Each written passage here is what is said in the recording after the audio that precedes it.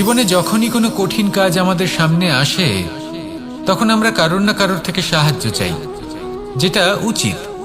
কিন্তু যদি যে কোনো ছোটখাটো বিষয়ে আমরা সাহায্য চাইতে শুরু করি তাহলে কি হবে?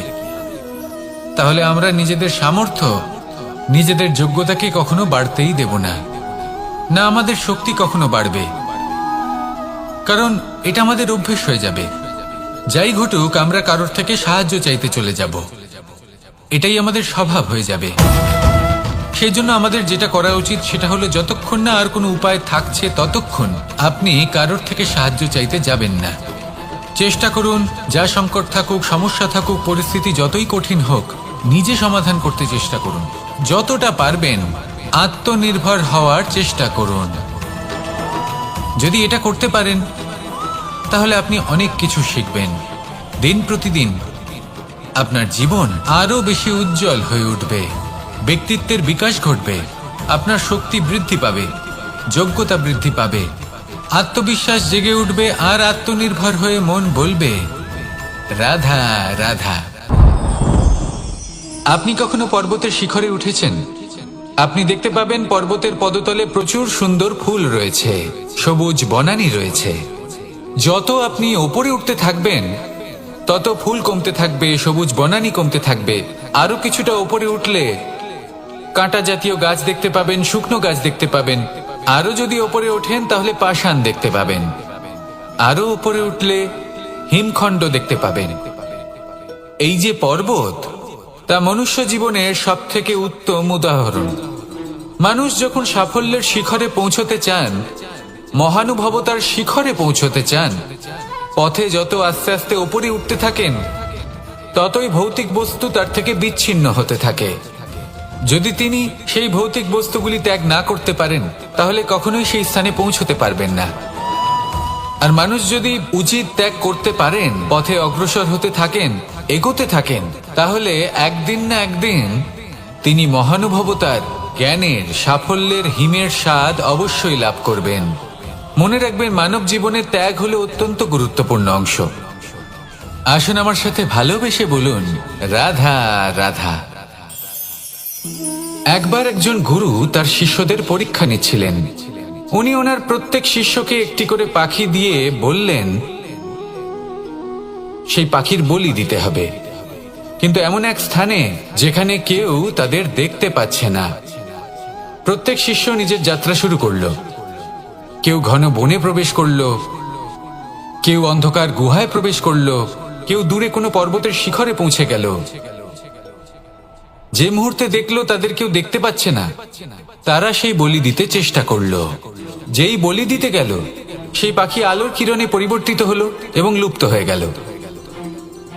একজন শিষ্য ছিল যে আবার গুরুর কাছে ফিরে এলো।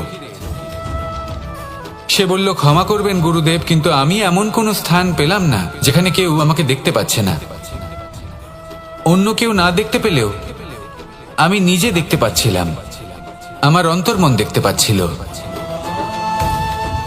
সেই শিষ্য বুঝতে পেরেছিল যে পরমাত্মার দৃষ্টি সবসময় তাকে দেখতে পাচ্ছে, আর ও কখনো অনুচিত কর্ম করতে পারবে না।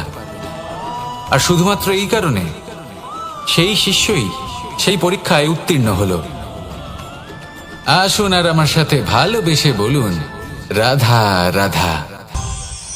রাত্রে আমরা সুখ নিদ্রা লাভ করি, আমরা স্বপ্ন দেখি, ভবিষ্যতের পরিকল্পনা করি, খুব ভালো লাগে। সকালে যখন চোখ খুলি, নিদ্রা ভঙ্গ হয়, স্বপ্ন সেইখানেই ভেঙে যায়, আর তারপর আমরা আমাদের রোজকার জীবন যাপন করি।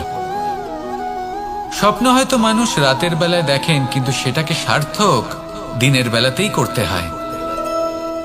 রাতে মধুর বাতাসের নিচে কোমল শয্যায় শুয়ে মাতার গলায় মিষ্টি গান শুনতে শুনতে নিদ্রায় আচ্ছন্ন হওয়া, স্বপ্ন দেখা, ভবিষ্যতের পরিকল্পনা করা বড়ই সরল।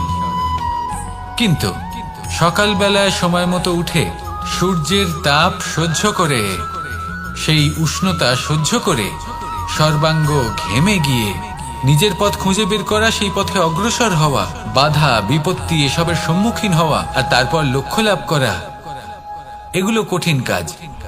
এ হলো অত্যন্ত কঠিন কাজ।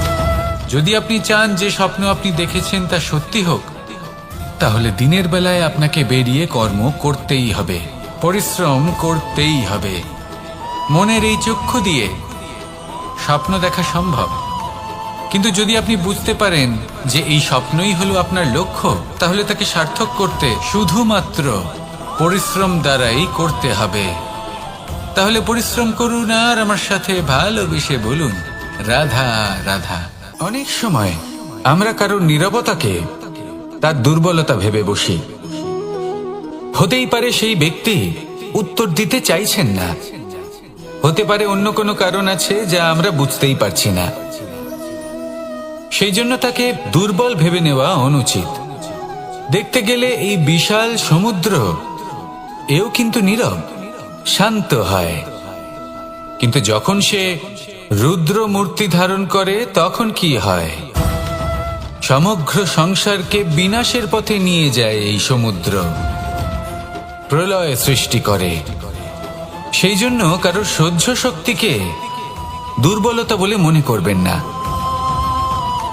কারণ যদি এই নীরবতা নিজেকে ভেঙে বেরিয়ে আসে, তাহলে তা বিনাশের সমস্ত সীমা পার করে যেতে পারে। তাই এই নীরবতাকে সবসময় বুঝুন, সবসময় একে সম্মান করতে শিখুন, আর আমার সাথে ভালোবেসে বলুন, রাধা রাধা। যত শক্তিশালী এই মন, তত শক্তিশালী এই শরীরও। এই যে আমাদের শরীর, এটা আসলে কি?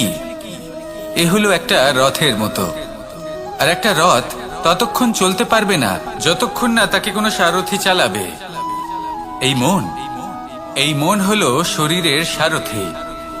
এবার ভাবুন, যদি এই সারথি শক্তিহীন হয়, দুর্বল হয়, তাহলে এই রথের কি হবে? এটা উচিত পথে চলতে পারবে না, উচিত গতিতে চলতে পারবে না, মন মতো স্থানে এটা পৌঁছতেও পারবে না। সেই জন্য মনের শক্তি অত্যন্ত প্রয়োজনীয়। এবার মনের শক্তি আমরা কোথা থেকে লাভ করি? দৃঢ়তার শক্তি থেকে। এবার এই শক্তি আমরা কিভাবে বাড়াতে পারি? আমরা প্রতিদিন কিছু নতুন স্থির করি, কিছু ছোট কিছু বড়। আর যেই আমরা নতুন কিছু পূর্ণ করি, আমাদের মনের শক্তি বেড়ে যায়। আর যদি পূর্ণ না করতে পারি, মনের শক্তি কমে যায়।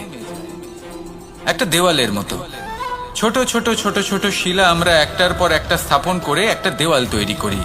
এতগুলো পাথর যখন একত্রিত হয়ে যায়, তখন এমন এক দেওয়াল তৈরি হয় যাকে ভাঙা প্রায় অসম্ভব হয়ে দাঁড়ায়। সেরকমই হয় মন এবং দৃঢ়তা।